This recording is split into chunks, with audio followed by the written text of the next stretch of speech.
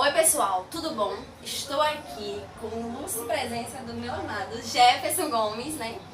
Enfermeiro, pós-graduando em unidade terapia. Socorrista profissional, tá? É profissional. Bombeiro civil e docente em curso técnico e enfermagem. Pra quem não sabe, é professor. Viemos aqui responder algumas perguntinhas que você deixou lá no Instagram. Muitas, né? Muitas. Então vamos começar, né? Geisa Nery perguntou. Depois que ganhei neném, um excesso de peso, estou tomando remédio de evitar de 3 meses e não estou conseguindo perder. E mais na região da barriga, o que o senhor me indicaria? Geisa, né? Bem, ela tem que fazer um acompanhamento com o ginecologista dela para ver se realmente essa injeção de 3 meses é adequada para o perfil dela. Porque quando a gente fala de anticoncepcional, existe um anticoncepcional oral e o injetável. Geralmente a gente nunca começa numa paciente logo assim, dependendo da idade de Geisa, logo com injetável. Ela precisa ter um acompanhamento ginecológico, ela precisa fazer o preventivo, ela precisa ter aquele acompanhamento para ver. Você vai começar com oral, com ciclo 21, ou injetável, que ela toma de 3 meses, que deve ser o contraceptivo de 150 mg, e tem o mensal, que é a Noragina. Então ela tem que ver, avaliar essa questão com a ginecologista dela para ver se esse anticoncepcional é o mais indicado para ela. Se for, ela vai fazer uso.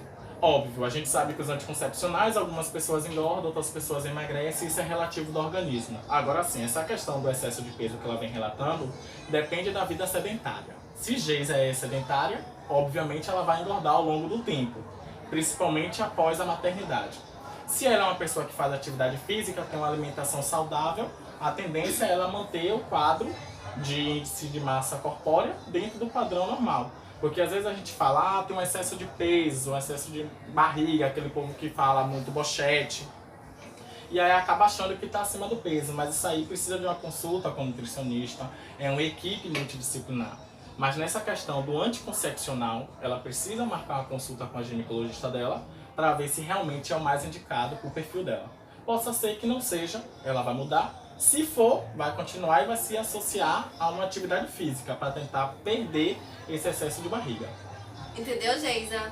Vida sedentária aí, minha filha. Vamos dar uma caminhada na academia, né? Nutricionista, academia. Isso aí, nega.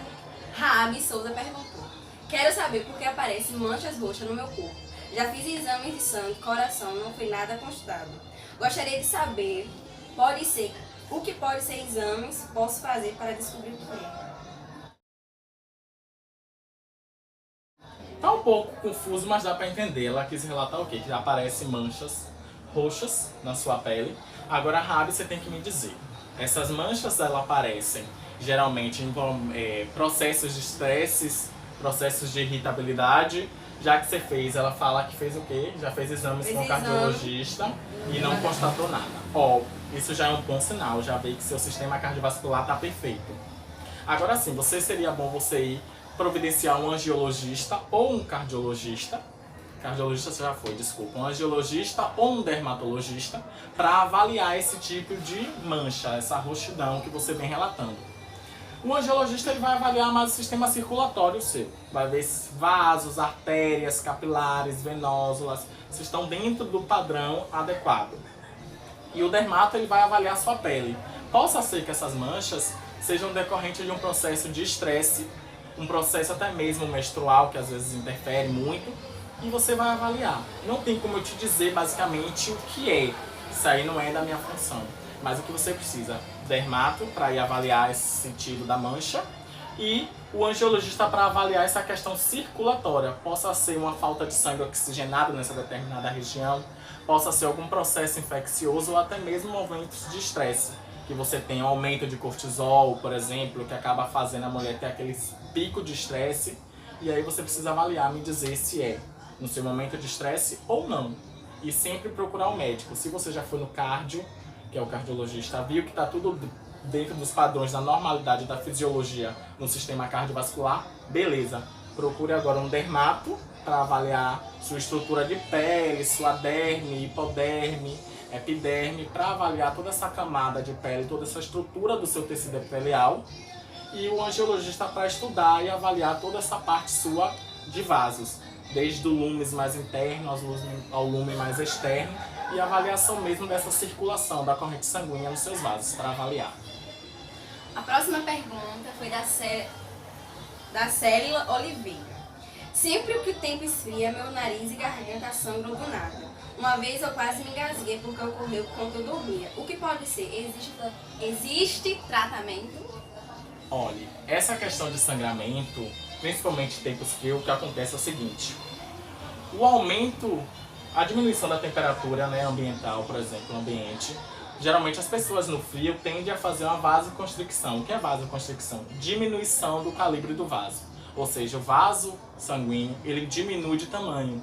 Agora sim, esse sangramento de nariz é recorrente, principalmente se ela coça muito o nariz, se ela mexe muito no nariz, isso tudo, porque diminui-se a temperatura, já faz uma vasoconstricção. E a pessoa ainda tem pessoas que têm rinite alérgica, então tende a coçar o nariz. Isso é fato. Então, às vezes, quando se coça o nariz, o que acontece? Tem rupturas de vasos dessa região. São vasos simples, que às vezes ela tem que explicar também essa questão do sangramento. É um sangramento intenso, é um sangramento mais ralo, é um sangramento vivo, é um sangramento mais escuro. Porque se for um sangramento mais vivo e de forte intensidade, pode ter sido alguma artéria que passa nessa região. Se for um sangramento mais fraco, com sangue mais escurecido, isso é sinal de um vaso, de uma veia. Então ela precisa avaliar. Geralmente o indicado é você ir no otorrino, laringologista, que é o médico especialista de cabeça e pescoço, principalmente dessa parte de respiratório, audição, garganta, toda essa avaliação para fazer uma avaliação. Pode ser uma adenoide, pode ser amígdalas, isso aí você vai ter que avaliar junto ao médico especialista. Mas não é normal você estar tendo sangramento pelo nariz recorrente. Então você tem que dar uma avaliada e ver o nível de sangue, se é um fluxo forte, se é um fluxo pouco, se é um sangue vivo, rico em oxigênio, que a gente fala muito que é o sangue arterial, ou se é um sangue mais escurecido, um sangue tipo cor de vinho, que é um sangue mais rico em CO2, geralmente proveniente das veias. E aí você vai avaliar essa situação e o médico vai te dizer o melhor tratamento. Até às vezes mesmo você fazer lavagem com soro fisiológico, sempre ter o cuidado de lavar com soro fisiológico é muito bom. E sempre ter o cuidado de abrir o soro fisiológico, colocar na geladeira para evitar infecções e proeminências de bactérias. Bom, a próxima pergunta foi da Kailane Almeida. Porque quando eu fico nervosa e irritada, aparecem manchas na minha pele. Só isso? Foi. Bem, essas manchas geralmente de estresse, geralmente pode ser produzida pelo aumento de cortisol, que é um hormônio neuronal, né? Um hormônio desenvolvido no neurônios, nessa parte neurológica do paciente. E às vezes esse movimento de estresse acaba aumentando esse cortisol, tem vasoconstricções pelo corpo, isso é sempre um fato. Ele acontece, pode aparecer manchas, agora ela precisa avaliar. Essas manchas são manchas com perda de sensibilidade, manchas que têm sensibilidade, por exemplo. Porque assim, quando a gente para falar de manchas, existe uma patologia chamada hanseníase, que é caracterizada por manchas em toda a sua pele. Pele, 5, geralmente são lesões, 5 manchas, são chamadas de até 5 manchas falcibacilar e mais de 5 manchas multibacilar. Não quer dizer que essas manchas é hanseníase, pelo amor de Deus. O que acontece é o seguinte, você vai ver, avaliar essa mancha. Se você tocar na mancha, você sente calor, temperatura, você sente seu toque, aí sim. E geralmente essas manchas ela pode vir aparecer no momento de estresse, como você relata, mas seria sempre bom você procurar um dermatologista para avaliar esse tipo de mancha.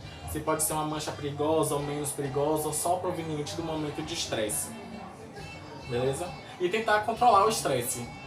Vá, conta até 10, vai ouvir uma música, vai comer chocolate que libera hormônios de bem-estar. Entendeu, nega? É isso aí.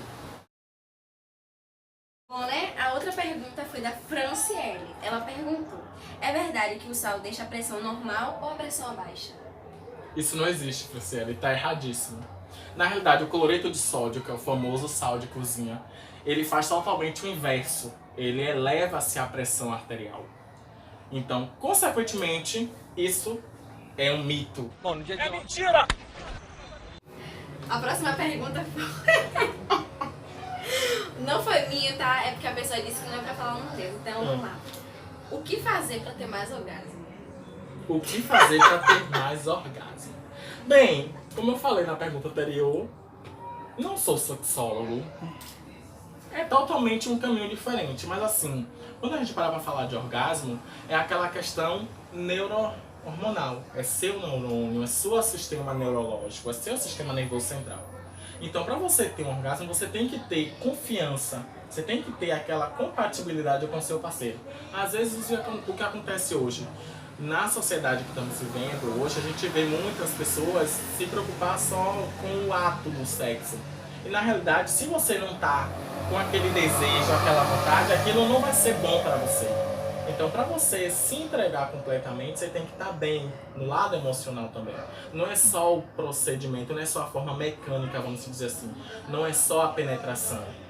O sexo é muito mais do que isso. Então, precisa deixar sua parceira e seu parceiro à vontade. Você precisa entender que o sexo é um conjunto.